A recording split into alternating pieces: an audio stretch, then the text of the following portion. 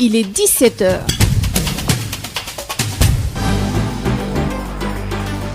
mbokk yi asalaamaaleykum dal leen ak jàmm ci xibaaru juróomi waxtu yi xibaar yi nag lu ci gën a fës bokk na ci tey jii sunu mbokku chrétien yi di màggal Pâques ci dal ndax mbas mi di coronavirus Ziguinchor moom li nga xamante ni mooy dekkiwaatu Yeesu Krista ci sobriété lañ ko daal di amal dinañ ci ànd ak Ignace Ndeye dinañ dem tam ba Saint-Louis xool tamit sunu mbokk yi ak jàngu ba foofee nan nañu màggale lii di Pâques wàllum coronavirus googee tax sax ñu daal di koy yemal moo tax tey jii kii di jëwriñ gi ñu dénk wàllu wér-gu-yaram Abdoulaye Diouf Sarr daal dinay wax ne am nañu ñaari nit yu amaat feebar bi di Covid 19 fukk ak juróom-ñeenti nit daal di am tan war a rek génn dinañ ci toftal yi tamit li nga xamante ni mooy cas transmission communautaire maanaam nit ñi nga xamante ni am nañu coronavirus te xamuñu kan moo leen ko wàllu ki nga xamante ni xam-xam màcc na ci wàllub lim te koy càmbar di Ndeye Fatou Touré tey jii moo nekkoon ganub objection ak Baye Oumar Gueye nee na cas communautaire yooyu lu soxol nit ñi la foog rek risque la bu fekkee ne rek nit ñi continué nañu di bañ a rek duppoo ko dogal yi nga xamante ni waa kër docteur joxe nañu ko dinañu wax tamit ci tëjub marché yi bu ñeenti waxtu jotee maanaam ñaari waxtu jotee ci ngoon ca Thiès moom commerçant yi daal di nañuy duppoog loolu waaye bu ñu sañoon rek ñu daal di leen koy randal ba ñeenti waxtu jàpp juróomi waxtu ci ngoon Alassane Wade moo nekk ci xarale gi. Sud FM. mbokk yi dal leen ak jàmm ci Sud FM seen rajo xibaar yi dañu koy dooree ak wàllu Pâques di ki tey ji jàngu bi nag daal di koy amal nag ci si dal ndax mbas mi di coronavirus feefee sa Ziguinchor nag amul benn mobilisation foofee ca église yi maanaam ca jàngu yi ngir rek màggal dekkiwaatu Yeesu Krista ñu ànd ceeg Ignace Ndeye. ñu ngi nii daal ñu ngi nii si kër gi amuñu fenn fu ñuy dem. ñu ngi toog ak paa bi famille en famille la ñuy toog parce que lu ñu wax loolu la ñuy respecté. kaddu yi firndeel naka la ñu fêté ren feetu Pâques fii ci diwaanu Ziguinchor rawatina ca quartier Tilène te njabootu famille King fête bi nga xamante ni beneen melokaan la daal di am ren ci contexte coronavirus bi ni mel di fête bu ñu màggal ci ay anam yi nga xamante ni duñ koy faral di def naka la ko monsieur King di chef de famille daal di xamle. démb on a prié en famille fii kër ga waaw. prié en famille on a mangé en famille ma dem boutique jënd leen boisson jox leen ñu béykee waaw c'est comme ça qu'on a prié on a fêté la fête hier waaw tey ma xëy ut waaw bonjour ma xëy utal leen quelques ganaar yu yéey baxal yéey jeex na c'est tout la fête est terminée. situation bu inédite pour feetu Pâques bi ren naka la ko kii di góor gi daal di xamle jàpp feetu Pâques bi ni mel moom musu koo gis. oui c'est la première fois moi je suis né en 59 mais ba léegi musuma gis lu mel nii. ba Pâques mel nii Pâques bu mel nii musuloo ko. mukk yàlla bu mu am. bu mu amati. lu mel nii. yàlla bu mu amati. que Dieu nous en préserve. mu amati fenn. lii firndeel ñu ngi ci feetu chrétienne mu di ay woyu choral yu bàyyeekoo ci baafu ci volume bu néew ci njabootu King ca quartier Tilène bi ñu jàpp ni bokk na ci quartier yi nga xamante ni ëmb nañu lim bu takku ci wàllu mbooloo chrétien juste ci wetu famille King ñaari xale yu góor daal di toog wane ni ñoom nii la ñuy màggalee seen feetu Pâques. ndaxte jóg naa seetaan naa télé seetaan naa fekkee naa messe catéo mais léegi messe jeex na gën naa comme léegi ñuy couvre-feu te du gën a guddi man ñëw toog ak suma xarit yi may béggee tuuti ba ci kanam ma ñibbi dem toog ak njaboot. fidèles yi ren daal di màggal feetu Pâques ci tekk ak tey ak ci contexte corona bi ni mel di fête bi nga xamante ni ci contexte bu doy waar la amee ba tax na ki nga xamante ni moom moo di Robert King di fàttali ni mu daan amalee fête yi moom. maa waroon a fekk ma dóor sama costume dóor samay affaire maa ngi ci lieu public yi. mais mënu ma dem fenn xoolal bu gisee ne ma solo maa ngi toog du ma dem fenn. Ziguinchor Ignace Ndeye Sud FM. ca Ndar moom mees bi ki nga xamante ni mooy diocèse ki ko jiite di rek prêtre ya bëriwuñ fa sax ñu fa nekkoon évêque bu diocèse bi moo ko daal di jiite ca paroisse cathédrale prêtre yi néew fa loolu waaye nag ndax mbas mi di coronavirus loolee moo ko waral waaye nee nañu taxuñu màggalub Pâques bi daal di am lu ci soppeeku bu ñu sukkandikoo Seigneur Ernest Sambou moom mi nga xamante ne jot na sax def ay ñaan ci bi la feebar dañ ci ànd ak Yves Tendeng. ab ñaan bu bokkul ak niñ ko doon nemmeekoowe la kii di njiitu jàngu bi fii ci bët gànnaar di Monseigneur Ernest Sambou jóg rek jiite ci biir jàngu cathédrale Saint-Louis ci bis bi ñuy màggal dekkaleku Yeesu Krista évêque bi daal di ci noonee dellu siwaat ci sensu célébration fête bile te kii di abbé Armand Badiane doon vicaire ci biir jàngu bile di firi ay kàdduwam. Monseigneur moo jiite célébration yooyu yëpp daal ko jeudi ba tey dimanche jour résurrection doy na waar parce que dalee ko jeudi ba léegi ak chrétien yi mënuñu bokk ak ñun ñaan bi lu musul am ci dundu jàngu bi waaye loolu changé wul dara ci lu ñuy dund. ñu ne fête bi fête la ba léegi ndax tey fête bi lu tax ñu ne fête maanaam Yeesu Krista la ñuy màggal ci dundam ci deem ba ci dékkeem. muy ñaan goo xamee ni évêque bi daal dina ci rek sukkandiku ngir rek def ay ñaan jëmale ci mboolemu askanu mim réew rawatina askanu àdduna bi wërngër këpp ci jamono ji nga xamee ni ñoo ngi jànkoonteel ak ay jafe-jafe ci mbirum wopp fii di Covid-19. ñaan bi comme ni ñu koy wax ku nekk ñaan nga si ñu ñaan nañu fii nañ ñaan yooyu yëpp mën a jóg tey ba ci nopp yàlla dégg suñuy ñaan suñu ñaanu njaboot suñu ñaanu jàngu mën ñu sori ne aar ñu ci lu ñuy dund tey ci jamono ci moom muy ñaax rek tey jile mboolemu askan wi ngir ñu wéy di respecté tegtal yi nga xamee ni njiit yi tëral nañ leen ci lu soxal fexe ba nga xamee ni wopp sii di coronavirus duñ ko mën a wàllante seeni biir. ndigal yu autorité yi joxe maanaam gouvernement bi muy joxe ndigal yu médecin yi joxe maanaam ñi nga xam ne ñu ne tey bu ñuy jéem nañu raxasu lépp lu ñu ne nañu raxasu warul yem ci jamono bu ñuy dund buñ ci jénnee war nañ ko ne di raxasu parce que ci set la bokk te gëm yàlla ak set dañoo ànd. muy ñaan goo xamee ni am na ay rajo ak i réseaux sociaux yi nga xamee ni jot nañ ko def en direct te ñi nga xamee ni ñooy mboolemu chrétien yi fii ci Ndar daal di ko seetaan ci biir seeni kër ci jamono ji nga xamee ni askan wi dañu leen ñaan ngir ñu des ci biir kër yi ki doon jokkoo ak yéen fii ci Saint-Louis Yves Tendeng Sud FM. Yves Tendeng Sénégal tey jii mu daal di am ñaari nit yoo xamante ni am nañu wopp bi di coronavirus fukk ak juróom-ñeenti nag ñu ko amoon daal dinañu wér am nañu tan dinañu rek génn dellu di seen kër ki nga xamante ni jëriñ ko ñu dénk wàllu wér-gu-yaram moo ko daal di xamle ni ki tey Abdoulaye Diouf Sarr ñu teewlu ko. tey dimanche fukki fan ak ñaar ci weeru avril 2020 ministère de la santé et de l'action sociale jot na résultat wu test yi ñu def ci téeméer ak ñeenti test yi ñu def ñaar ñoo ci positif bon dëgg ñaar ñoo ci am jàngoro benn bi cas contact bu ñu doon suivre la benn bi cas wu transmission communautaire ñu yëgal leen tam ne bésu tey bi fukki patient ak juróom-ñeent wér nañ ci ñi ne woon hôpital danañ leen génne ci bés bi ñu yëgal leen tam ne ñi nekk hôpital ñu ngi yëg tan ba mu commencé ak léegi ñaar téeméer ak juróom-ñett fukki cas la Sénégal déclaré ñu yëgal leen tam ne ci ñaar téeméer ak juróom-ñett fukk yooyu téeméer ak juróom-ñaar fukk ak benn ñoo ci wër ñaar génn ci àddina kenn ñu évacué ko bon dëgg ñi nekk hôpital tey di faju tollu na ci téeméer ak juróom benn ministère de la santé et de l'action sociale mi ngi ñaan population yépp ñu respecté bu baax li ñu leen digal pour que xeex bi ñu xeex Covid-19 ñu mën ko gagner ci nu mu gën a gaawe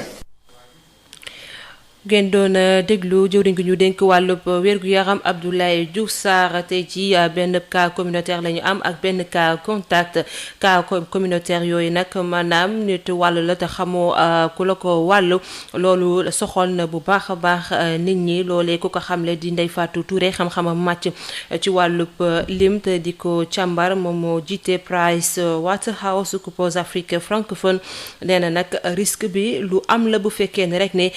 nit ñi ñi daal di ñuy jëfee dogal yi nga xamante ni wala mesures yi nga xamante ni waa kër docteur wax nañu ko ngir rek ñu respecté ko bu baax loolee dafay tax rek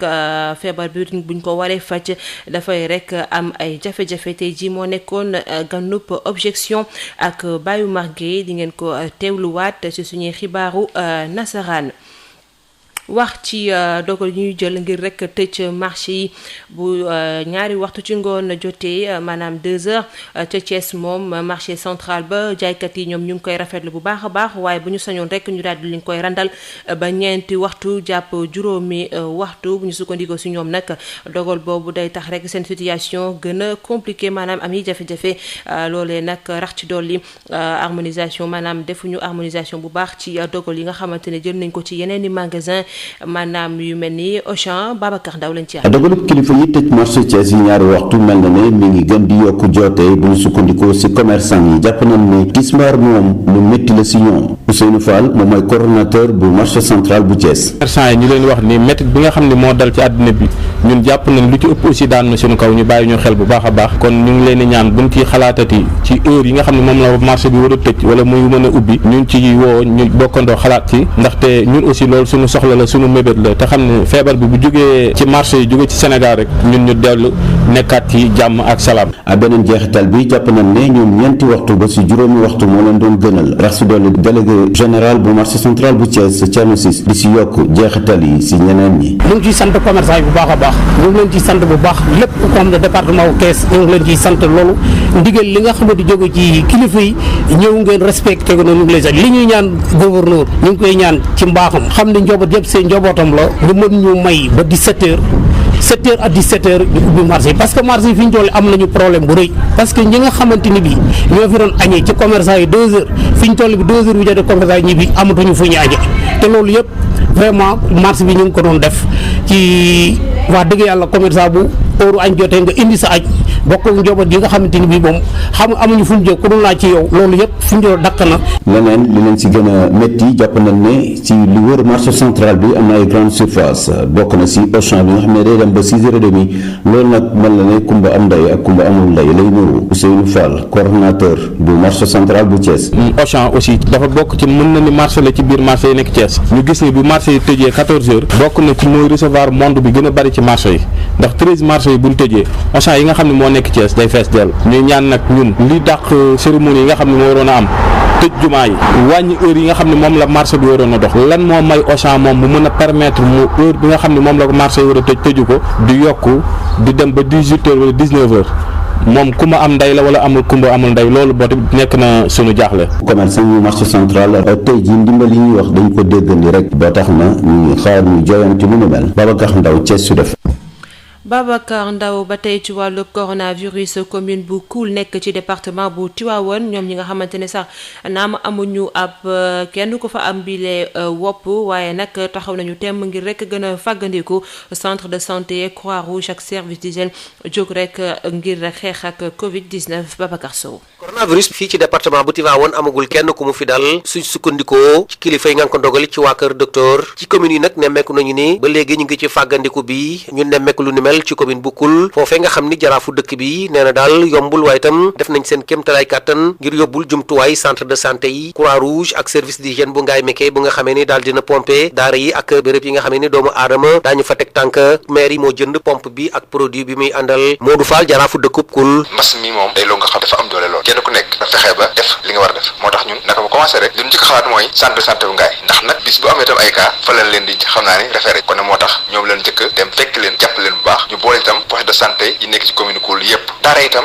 xalu xaw doy waar la ndax nag xale mënoo ko di toogal bul génn moo tax ñu xalaat ni daara yi nga xam ne ñoo nekk Koul war na leen fekk fa nekk kenn bu nekk ñu jàppale la ci ab ceeb ak diwlin te noonu tam la ko defee ba Ngaye itam daara ya fa nekk benn bu nekk ñu jàppale la service d'hygiène tam ñoom ñi nga xam ne nag ñooy pompe dëkk yi seen situation jaxawoon na lool moo tax tam bi ñu contacté ñu fexee jënd leen pompe ak produit ajjuma léegi ni ñooy commune Koul pompe les publics yépp Koul di gox boo xam ni tontu ci woote bi nga xamee ni AMS kuréel gi ëmb jaraafu dëkk yi réewum Sénégal nee nañu daal commune bu nekk na dugal loxo ci gafakaam commune bu Koul daan na joxe 1 million suñu koppar waaye itam di ñaax askan wi ñu jëfee li nga xam ni moom la waa kër docteur digle ci wàllum hygiène Modou Fall jaraafu dëkkub Koul. association des maires du Sénégal moom tam demandé bépp commune nga fexe nga participer à hauteur de 1 million ndax nag ñun tam ay démembrement de l'état la te état nag lu waay mën a wax tam li mu bëgg lépp mënu ko boo doon fexe fexe ba xeex bi ñu dugal suñu loxo bu baax moo tax ñun commune Koul ñu def ajuma bi passé suñu engagement 1 million pour tam participer ci lutte boo nga xam ne nag état bi da cee woo ñëpp Babacar li ma daal wax naat nit ñi mooy nanu moytu te topp digle yi nga xam ne nag waa kër docteur li ñu wax daal nañ ci topp kooku rek moo nu mën a muccal.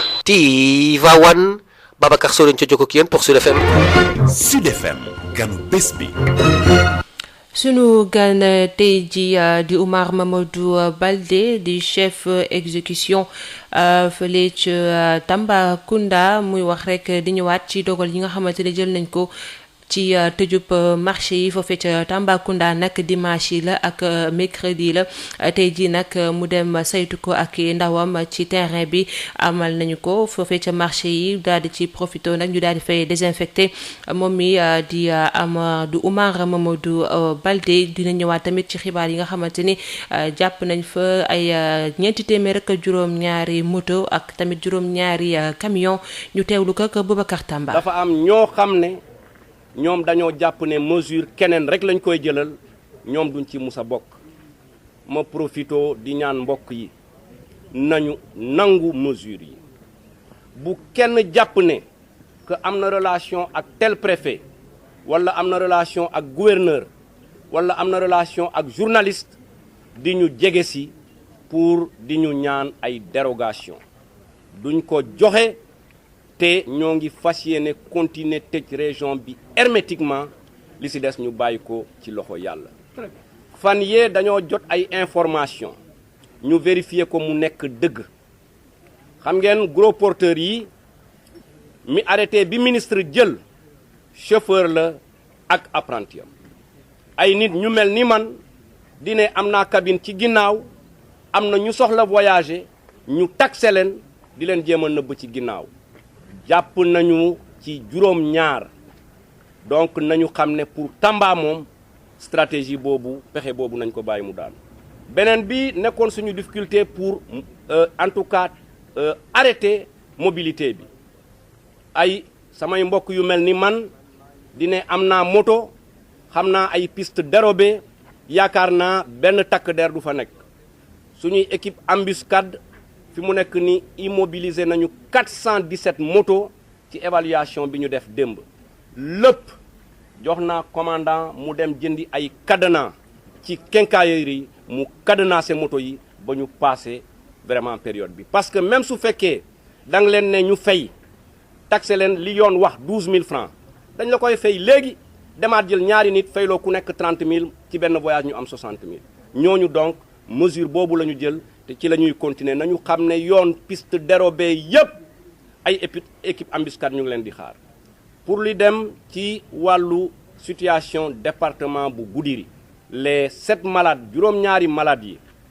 ñoo ngi fii ci suñu centre de traitement ñoo ngi ci jàmm ils se portent bien am nañu yaakaar sax MCR que bientôt ñenn ñi commencé wër ñu seet ni ñu leen di delloo seen kër yi pour foofu ci dëkk bi ñoo ngi gën a maintenir le dispositif de confinement ba barki démb benn peloton moo fa nekkoon démb nee naa nañu yónneewaat un deuxième peloton du Garci pour renforcer confinement village bi dafa am solo du parce que dañ leen bëgg buntu xatal monsieur le maire mais c'est nécessaire de confiner ce village afin de contrôler propagation maladie bi ci seen wàllu aussi prise en charge suñu borom rek moo tax ñuy wax mun ngeen fa dem sax après su dul woon confinement bi lépp loo xam ne am nañ ko te mu mun a dem ci wàllu nourriture loolu manqué wul foofu di terminer que wax département de Goudiri ñoo ngi renforcer mise en quarantaine bi kenn du génn kenn du dugg axe yëpp tëj nañ ko c'est d'ailleurs de manière globale la région waaye Goudiri moo gën a fës ci mesures yi ñu jël pour gros porteurs yi yoon may na leen ñu déplacé wu di liggéey waaye ñu encadré ko chauffeur ak apprenti nga xam ne am nga cabine ci ginnaaw yaa ngi jóge Dakar